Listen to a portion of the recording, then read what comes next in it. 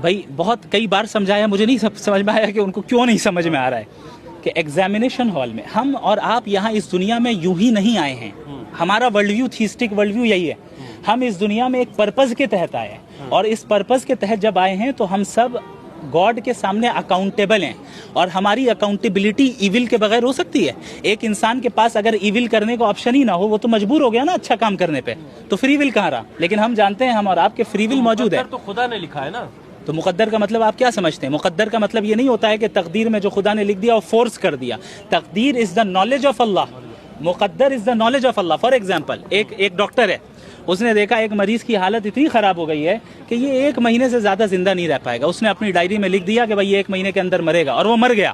کیا ڈاکٹر کے لکھنے کی وجہ سے مرا یا اپنے کنڈیشن کی وجہ سے پڑا؟ اس میں تو ایسا نہیں ہوتا. ہر ایک کیس میں ایسا ہی ہوتا ہے، ہر ایک کیس میں ایسا ہی ہوتا ہے. خدا ہر چیز کا علم رکھتا ہے. ڈاکٹر میں اور گوڈ کی فرق ہے، کوئی تشبیہ نہیں ہے دونوں کے درمیان. لیکن مثال آپ کو سمجھانے کے لیے دے رہا ہوں، آپ اس کو پکڑ لے رہے ہیں، لیکن آگے جو میں کہہ رہا ہوں وہ نہیں سمجھ رہے.